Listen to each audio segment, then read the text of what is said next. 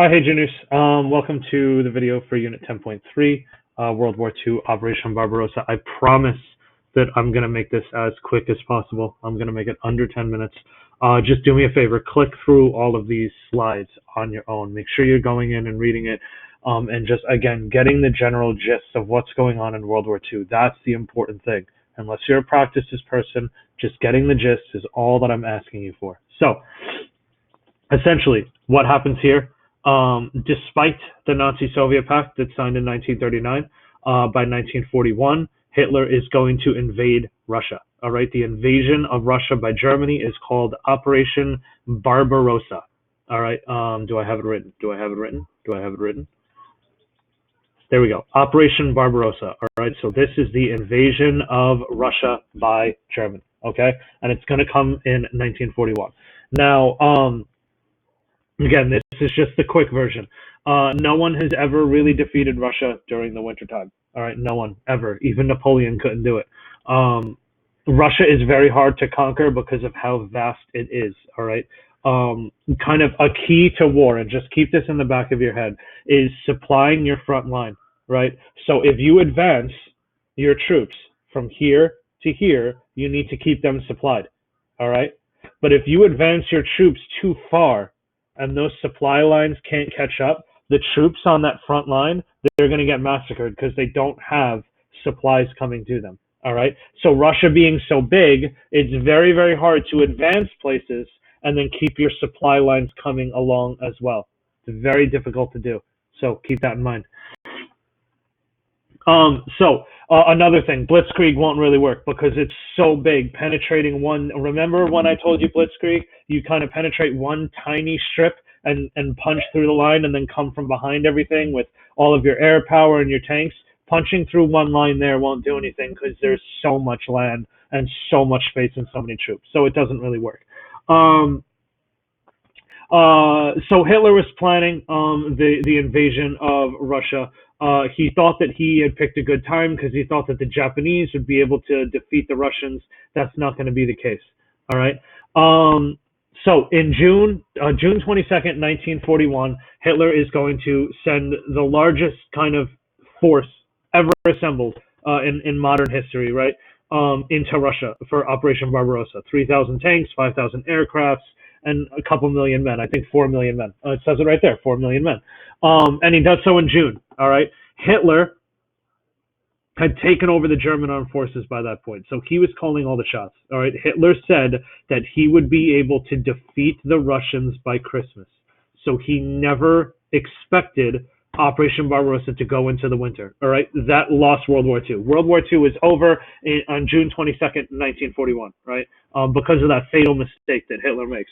But he sends the German troops into Russia without any winter warfare gear, without undersupplied, and said that it'll be done in a couple of months. Grave, grave error.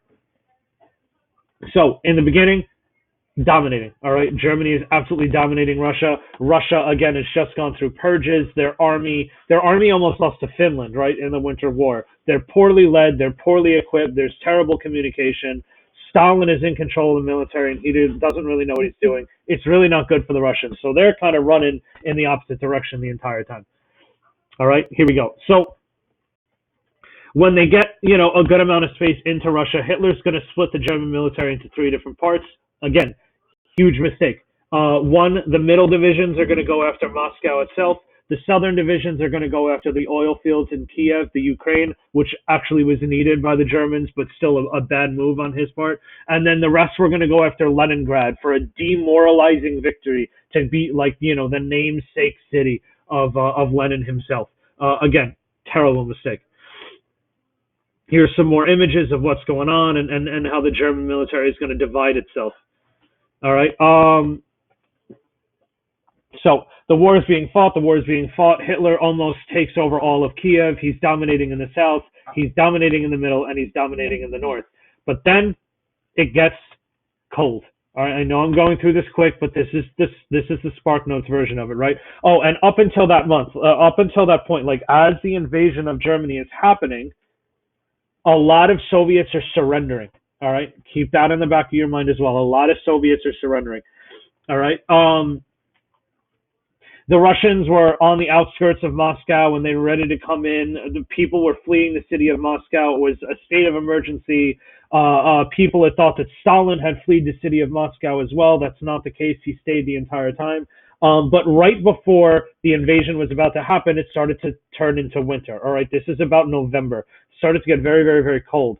The military commanders in Germany told Hitler to retreat. All right, to go back, get warm, get shelter, resupply, wait till winter is over, and then attack in the spring. Hitler didn't listen. He ordered his troops forward, and he wanted Moscow defeated as soon as possible. This lost the war. All right. The icy rains and snow and freezing temperatures to troops that did not even have winter gear. You had more Germans dying from hypothermia and disease than dying by Russian guns. So by about the middle of November, they were forced to stop their invasion. All right. And at that point, they couldn't even retreat back far enough to get proper coverage for the winter. So throughout the winter, Germans are going to be dying from the cold and malnourishment and all that stuff. So the winter of 1941 into 1942, right, December, January, is going to be huge. All right. Keep this in the back of your head as well. 1942 is the year of the turning points in World War II. From 39, 40, 41 into 42, the Germans are winning. There are going to be four key events that happen in 1942 that take this from the Germans and make them turn around and go back into Germany. All right.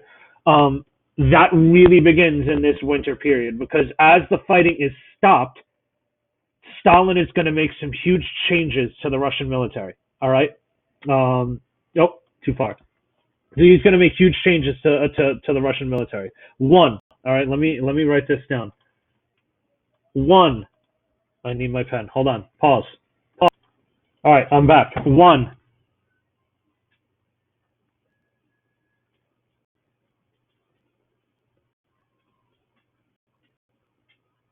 Tanks and radios. All right. He is going to get tanks and radios. So this is now 1942, the winter of 41 into 1942 when this is all happening, right? America is in the war. All right. I'm giving a huge spoiler, but once America enters the war, there's going to be something called Lend-Lease. All right. We will cover this extensively when we get to History of the Americas, the Second World War. Lend-Lease is really what changes the tide of World War II, and it's what gets America out of the Great Depression. America starts producing for the war effort again and sending supplies to their allies. So millions of dollars in supplies are going towards the Russians.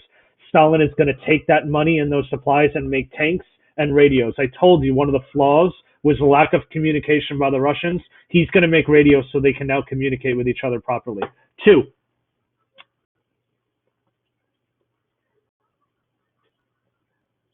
all right, leaders. He is going to remove himself as leader of the military, and he is going to put prominent military people in charge of the military so that they can make the right decisions at all times. Three, no step back. All right, he makes it an order that if you retreat, all right, if you retreat or go to surrender, it is another Russian's duty to kill you. All right. So there's no point in retreating and surrendering anymore because you will be deemed a traitor, you will be deemed of treason, and you will be killed by a Russian. So if you're walking towards a German gun, you might as well try and kill that German because you're going to get shot in the back by a Russian if you're surrendering. All right. So that's a huge thing. Remember, I told you there are a lot of prisoners of war. I'm going to bring myself up. Can I bring myself up? Can I do this? Hello? Hello? Can I move? Can I move? Can I move? I can't move the camera. Okay, this is awkward. So another one. Four. All right. He makes it a total war. He puts women in the factories. All right. He says, women, elderly, children, if you want to eat, if you want to live, you will go to work for the war effort. So Russia really epitomizes what a total war is. We just talked about it in Britain. As I'm doing this, you guys are probably working on that assignment about the total war in Britain. Russia is going to take that and make it even further. All right. And last but not least, and this is like 4.5, right? Oh, God.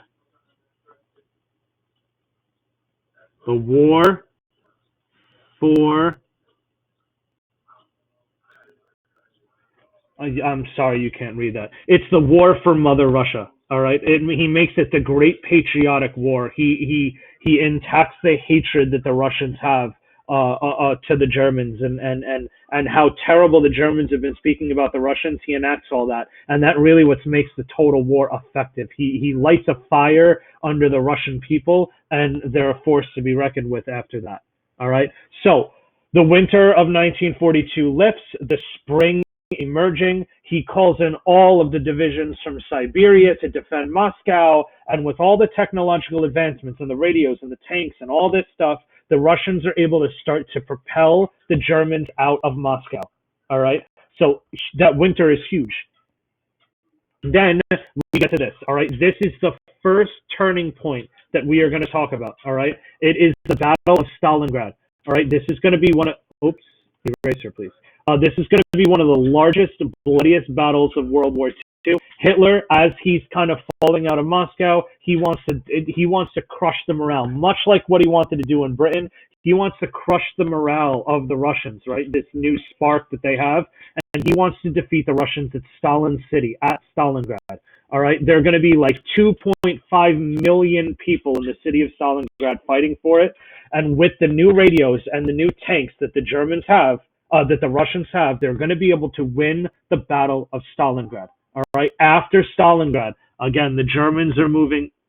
The Germans are moving this way because of Stalingrad. It's going to start pushing the Germans back towards Germany. It's the turning point. I'm not going to go into too many details because you guys are going to be working on assignment about this, and you can pick Stalingrad as your topic. Super interesting, super bloody. All these different kind of tactics. It's urban warfare because it's close quarters. There are tanks involved. There's snipers. Women get into the battle and they start shooting the Germans too. It's really a total war, urban war, modern war. This Battle of Stalingrad is super fascinating. So here we go. Stalingrad. It is the turning point. The Germans start to lose after Stalingrad. All right, here we go. Stalingrad, yada yada yada. So by January of 1943, Stalingrad is over. All right, the Germans start retreating back towards Germany. All right, the momentum is shifted, the turning point is accomplished, and the Germans are starting to lose World War II by 1943. And it's thanks to the Russians. The Americans aren't even on European soil yet at this point. The Battle of Kursk is going to be this big decisive blow. It's the largest tank battle in the history of warfare. Kursk is a city wide open, right? So tanks can kind of come in and out of it very easily. If I would have told you who is going to win a tank battle, the Russians or the Germans, before the war started, everyone would say the Germans. But the Russians are going to win this tank battle. It's the T-34 is the name of the Russian tank in this battle. T-34. All right, that's what Stalin made in that winter period with all the supplies from the United States, and it works. The Russians are going to be able to recapture Kiev, take over those oil fields again, and march the Germans out of Russia. And I believe that's it. Yeah, that's it. All right. The rest, I touched on everything, I think. Maybe there's one or two things I forgot, but I wanted to keep it simple. Oh, this is super interesting. The Einsatzgruppen, they're going to be Nazi death squads that did nothing but fuel that great patriotic fire. All right. They were death squads sent to kill Russians and Jews by the hundreds at a time, dig a trench, shoot them all in the trench, bury them there. So stories of how terrible the Germans were sparked that total war in Russia. And it was really, again, after that winter period, that bad decision by Hitler, World War II was over. It was only a matter of time until it was actually over. So that's the video. Click through these slides, read up on it. It's super interesting. If you're stuck, if you don't know what turning point to do, I think Stalingrad is the most interesting. But I'm going to leave that up to you, what you do in that project that I'll break down in the breakdown video. Hope you guys enjoyed. Hope you guys followed along. Make sure you do the chapter review questions. That'll help you make sure you understand everything, and be good.